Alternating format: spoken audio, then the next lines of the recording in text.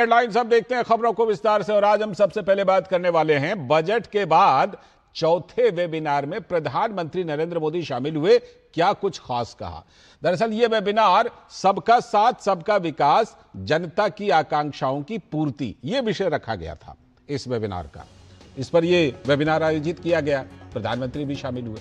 इसमें शिक्षा, स्वास्थ्य, पर्यटन सहित 22 बजट घोषणाओं पर चर्चा हो रही है, जिनमें 193 करीब 200 विशेषज्ञ हिस्सा ले रहे हैं। इसमें रोजगार बढ़ाने के उद्देश्य से एनिमेशन, विजुअल इफेक्ट्स, गेमिंग और कॉमिक्स यानी एवीजीसी के लिए कंटेंट क्रिएटर लैब विकसित करने के अलावा स्वास्थ्य पेशेवरों के ये सत्र होंगे। प्रधानमंत्री ने देश के युवाओं के स्वास्थ्य, उनके स्किल और शिक्षा पर विशेष तौर पर जोर दिया अपने संबोधन में। प्रधानमंत्री ने कहा कि युवाओं की आकांक्षाओं को पूरा करना उनकी सरकार की प्रतिबद्धता है। उन्होंने पर्यटन को बढ़ावा देने और उसे नए सिरे से विकसित करने के लिए संपूर्ण प्रयास का भी आह्वान किया। तो जैसा कि हमने आपको बताया, बजट के बाद यह चौथा वेबिनार है जिसमें प्रधानमंत्री शामिल हुए। तो यह वेबिनार सबका साथ सबका विकास, जनता की आकांक्षाओं की पूर्ति, यह विषय है इसकी।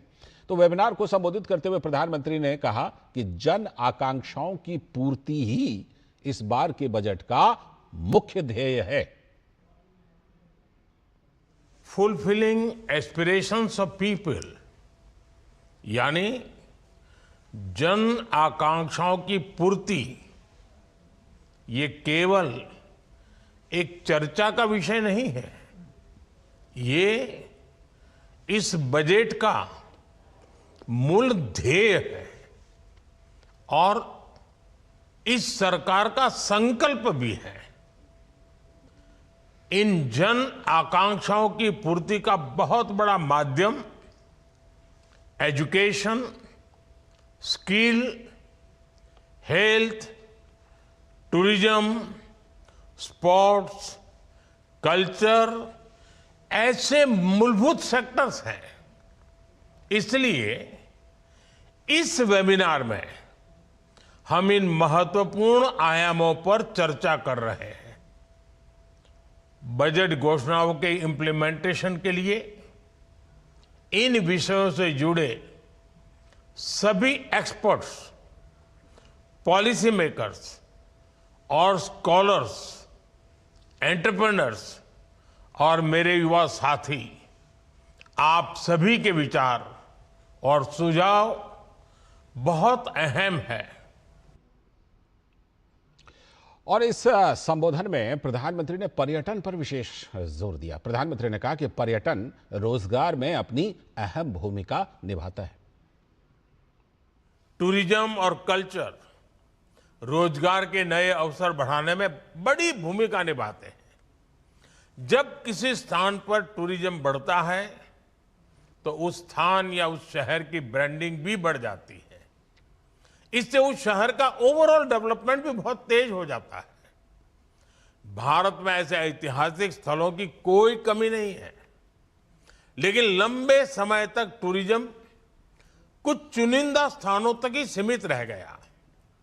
अब हमें देश के कोने कोने में टूरिस्ट डेस्टिनेशन को नए सिरे से डेवलप करने पर फोकस कर रहे हैं।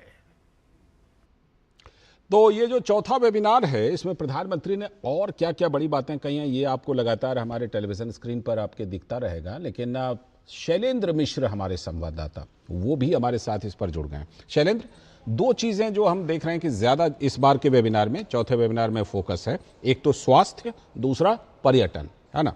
प्रधानमंत्री ने ये चौथे वेबिनार को संबोधित किया, जाहिर सी बात है इसके पहले 3 वेबिनार हो चुके हैं।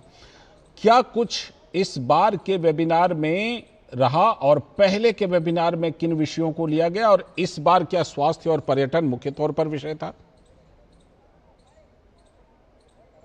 देखिए, इससे पहले जो तीसरा वेबिनार हुआ था वो एग्रीकल्चर विषय पर था, और जिसमें प्रधानमंत्री नरेंद्र मोदी ने जो ज़्यादा उत्पादन देने वाली जो फसलें हैं, या फिर कहें कि हाई यील्डिंग वैरायटी, जैसे नारियल या बाकी, जिसमें किसानों को ज़्यादा आय हो सकती है, उन पर अपनी बात रखी थी। और हम जानते हैं कि बजट प्रस्ताव में इस बार नारियल की खेती पर खास फोकस करते हुए प्रावधान किए गए हैं और खासतौर पर जो नकदी फसलें हैं उनको किस तरह से उत्पादन बढ़ाया जा सकता है और नेचुरल फार्मिंग की बात की गई थी जी। आज के वेबिनार में जैसा कि आप जिक्र कर रहे हैं कि स्वास्थ्य और टूरिज्म पर बहुत फोकस है, साथ ही साथ इस बात को रेखांकित किया प्रधानमंत्री नरेंद्र मोदी ने कि जो महिलाओं की भूमिका है, यानी जो नए सेक्टर्स उभर रहे हैं, रिसर्च इनोवेशन जैसे जो सेक्टर्स हैं वहाँ पर भी महिलाओं की ज़्यादा से ज़्यादा भागीदारी हो। हम जानते हैं कि अलग अलग सेक्टर्स में अगर आप देखें बीते वर्षों में तो महिलाओं ने काफ़ी प्रमुख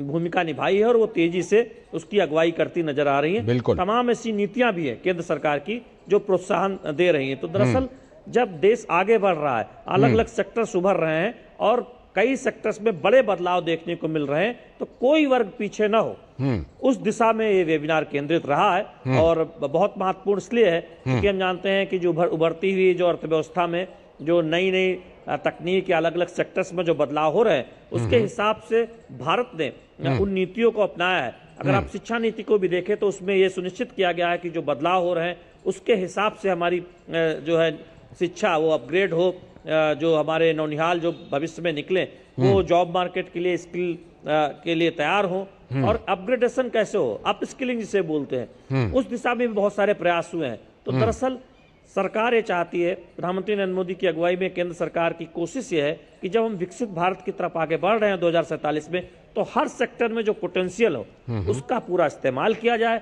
और उस सेक्टर में काम करने वाले लोगों को फायदा हो और उसके लिए उनकी अपस्किलिंग की जाए, जो पहले से जॉब मार्केट में है, या फिर लोगों को कौशल युक्त बना के उन्हें जॉब करने योग्य बनाया जा सके। तो ये बहुत एक महत्वपूर्ण एक तरह से पहलू है और उद्यमिता की ओर तो हम जानते हैं कि बहुत फोकस रहा है। तो सबसे जरूरी बात यह है कि बजट के प्रावधानों को आम लोग जाने और अलग अलग सेक्टर से एकेडमिया या फिर विशेषज्ञ या एंटरप्रेन्योर्स या फिर जो लाभार्थी हैं जो उसका लाभ उठा सकते हैं वो लोग उन प्रस्तावों पर चर्चा करें, कैसे उसका लाभ उठा सकते हैं। चीज पर आने वाला था, उस दिशा में ये बहुत महत्वपूर्ण है। मैं इसी चीज पर आने वाला था कि प्रधानमंत्री नरेंद्र मोदी शासन प्रशासन में सुशासन लाने के लिए कई तरह की अपनी नई पहल करते हैं। ठीक, उसमें हम देख रहे हैं कि ये बजट के बाद के जो सम्मेलन होते हैं ये भी एक बहुत बड़ी पहल के रूप में है। अब इसी चौथे वेबिनार की बात ले लीजिए, करीब करीब 200 विशेषज्ञ भाग लेंगे, 193 विशेषज्ञ। इसका क्या फायदा होता है शैलेंद्र, और ये कितना महत्वपूर्ण होता है बजट की बातों को जानने जनाने के लिए और फिर उस पर अमल करने के लिए? देखिए लालचंद्र, हम जानते हैं कि अर्थव्यवस्था के अलग अलग सेक्टर्स हैं और एक तरह से हर सेक्टर में या हर क्षेत्र में कुछ बजट प्रावधान होते हैं, लेकिन साथ ही साथ बजट प्रावधानों के जरिए कुछ सेक्टर्स को प्रोत्साहन दिया जाता है, नई स्कीम लागू की जाती है या फिर तकनीक पर फोकस किया जाता है, या उभरते हुए सेक्टर्स में या किसी सेक्टर्स में जो बदलाव आ रहे हैं उस पर एक तरह से प्रावधान किए जाते हैं। तो जब इस तरह के वेबिनार होते हैं जहाँ पर विशेषज्ञ इकट्ठा होते हैं, उस सेक्टर में काम करने वाले लोग होते हैं, तो उनको मौका मिलता है ये जानने को क्या बदलाव हो रहा है, उस हिसाब से उनको किस बदलाव की जरूरत है और कैसे वो फायदा उठा सकते हैं, चाहे वो किसी स्कीम का फायदा हो। हम जानते हैं कि जब किसान क्रेडिट कार्ड के तर्ज पे मछुआरों को क्रेडिट कार्ड देने की जब योजना शुरू हुई तो उसकी जब जानकारी मछुआरों को हुई तो हम जानते हैं कि बड़ी संख्या में क्रेडिट कार्ड बनने उनके भी शुरू हुए।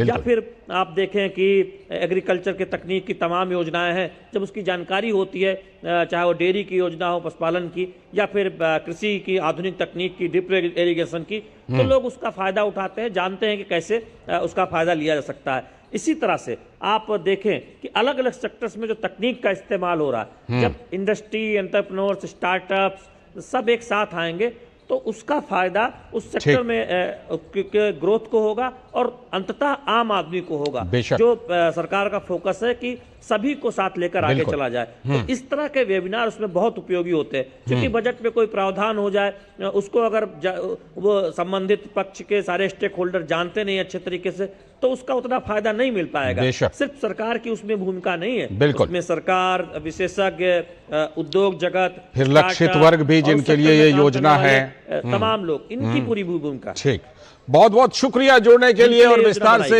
इसके बारे में विश्लेषण करने के लिए, बताने के लिए। शैलेंद्र, बहुत बहुत शुक्रिया आपका हमारे संवाददाता